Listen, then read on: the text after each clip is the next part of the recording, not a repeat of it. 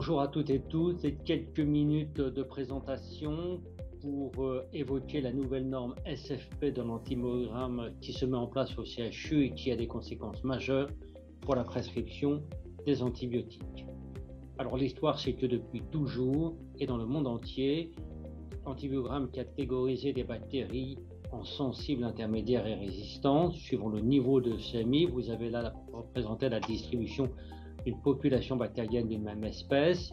Les souches à CMI très basses, sont très inférieures aux concentrations thérapeutiques, sont considérées comme sensibles et donc probabilité très forte de succès des thérapeutiques. Inversement pour le résistant, et au milieu, ce paquet intermédiaire qui était un véritable fourre-tout avec des incertitudes techniques, cliniques, mais aussi des situations où en boostant les doses, on pouvait avoir tout à fait un très bon succès thérapeutique.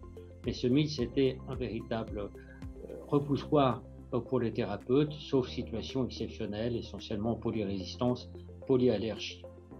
L'instance européenne qui gouverne tout ça, et sa branche française qui s'appelle le CSFM, a changé la norme pour modifier le I, le transformer en SFP pour sensible à forte posologie. Alors, les zones d'incertitude technique sont gérées autrement, c'est ce qu'on appelle maintenant une MISIT, zone d'incertitude technique, c'est rendu comme tel aux cliniciens sans orientation possible sur la thérapeutique.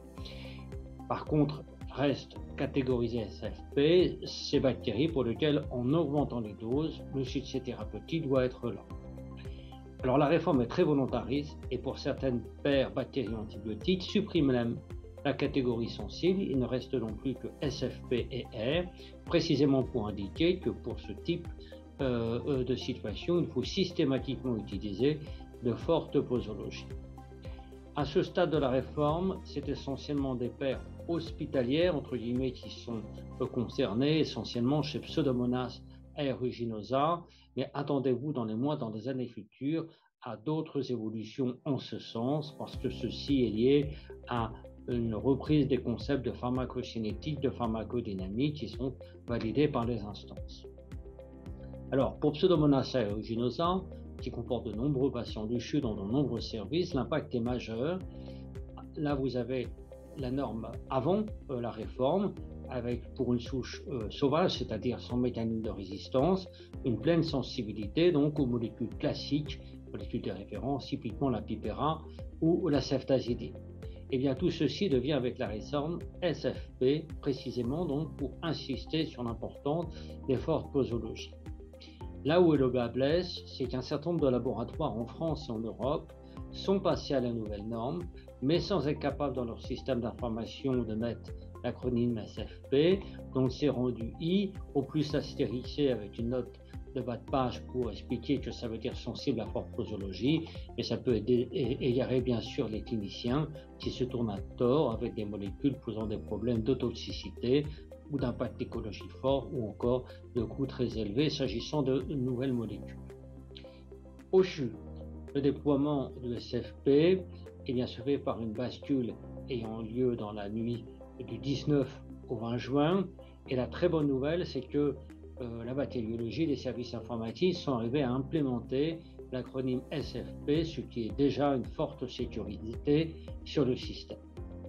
Alors, c'est quoi les fortes posologies? C'est un vrai sujet. Attention, vraiment attention, ces doses ne figurent ni au Vidal, ni dans les recommandations thérapeutiques même récentes, parce que c'est un concept nouveau, lié donc à cette réévaluation PKPD, avec de surcroît des différences d'appréciation internationale et au fait que nous avons des habitudes thérapeutiques qui peuvent être nettement différentes selon le pays. Donc là aussi, attention, PubMed et les recommandations internationales peuvent nous égarer.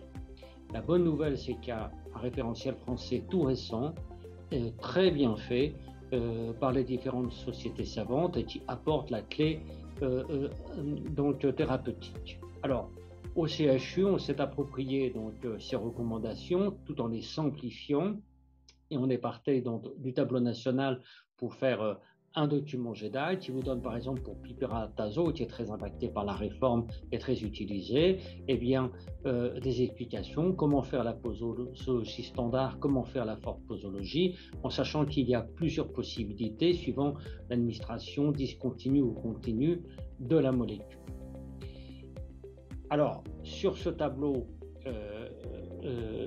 GEDAI, vous allez faire très attention au warning de la première page qui est vraiment très important pour souligner que ces fortes posos ne valent que chez l'adulte normorénal, normohépatique, non obèse, hors choc septique. Et donc pour ces situations dites particulières, comme pour les enfants, les recommandations pour l'instant n'existent pas, elles sont en cours d'élaboration, elles vont nécessiter encore de très nombreux mois.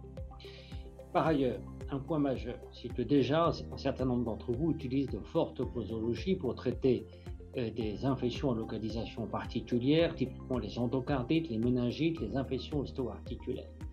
Faites très attention au fait que de fortes posologies s'appliquent là à des souches pleinement sensibles et donc ne peuvent être appliquées à des souches rendues SF. Autre outil pour vous aider à appliquer les SFP, c'est qu'il y a maintenant dans le rendu de l'antibiogramme, en pied de rendu, non seulement l'explication des acronymes S, R, SFP, ZIT, mais aussi un lien hypertexte qui va directement vers le tableau GEDAI. Donc vous cliquez et c'est magique puisque vous avez donc les données précédentes sans par ailleurs avoir à ouvrir GEDAI. Enfin, les prescriptibles HEO pour tous les services qui peuvent avoir la prescription connectée sont en cours de révision. D'ores et déjà, on peut faire de la forte poso pour toutes les molécules concernées, mais la pharmacie travaille d'arrache-pied à modifier donc ces prescriptifs pour que ça soit davantage explicite. Voilà un exemple de malade qui va avoir un traitement avec un ajout de piperatazocilline. Et bien si je zoome, vous verrez que donc avec le nouveau format, et ceci sera implémenté donc progressivement, et bien on vous présente comment faire une posologie standard ou une forte posologie. Il n'y a qu'à cliquer dans le menu déroulant et choisir, et donc c'est très facile d'usage. J'en aurais terminé en attirant votre attention sur le fait que, et comme finalement pour toute norme qui change, on va avoir la coexistence de deux systèmes, et ça va être source quand même de difficultés. Typiquement, un patient qui revient pour une rechute d'infection, vous allez comparer une souche rendue avec une nouvelle norme de l'antibiogramme versus l'ancien. Il y aura même, dans les premières semaines de mise en place de la réforme, pour un seul séjour hospitalier, des situations d'infection multimicrobienne à délai de culture différents. Vous aurez des isolats, par exemple, à croissance rapide, par exemple pour un prélèvement abdominal, un colibacille, un entérocoque qui pousse vite, très vite, un antibiogramme qui aura été fait à l'ancienne sauce, et puis donc un anaérobie qui va pousser secondairement et qui, lui, sera traité avec la nouvelle norme de l'antibiogramme. Le message dans tout cela, c'est surtout s'interdire de comparer les anciens I et les nouveaux SFP, parce qu'il y a également des modifications de concentration critique. Tout ceci est complexe, mais juste pour vous dire, ce n'est pas équivalent, vous n'avez pas le droit de comparer. Alors, je le mesure bien, tout ceci est complexe. Les outils mis à disposition collectivement, j'espère, pourront permettre d'apporter un très bon niveau de réponse, mais bien sûr, vous aurez des questions.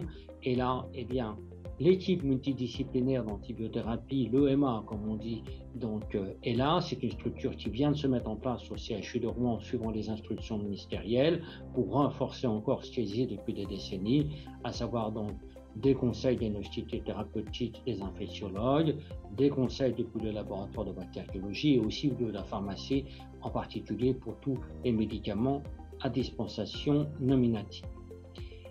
Il me reste à apporter des vifs remerciements, d'abord à tous les hospitaliers qui se sont déjà très mobilisés sur le sujet que je vous présente là. Ce sont des centaines d'heures de travail collectif, avant tout au laboratoire, mais aussi l'informatique pour accompagner, la pharmacie pour les prescriptibles, les cliniciens de la Comaille et ont réfléchi à cette implémentation, et puis donc toute cette EMA qui va accompagner ensuite la mise en œuvre de la réforme. Mais remerciements aussi à vous tous, les prescripteurs internes, seniors, pour être vigilants afin d'accompagner ce tournant avec tout ce qui a été mis en place. Je pense que cela devrait se faire sans trop de difficultés pour améliorer finalement les pratiques. Bel été avec tout cela.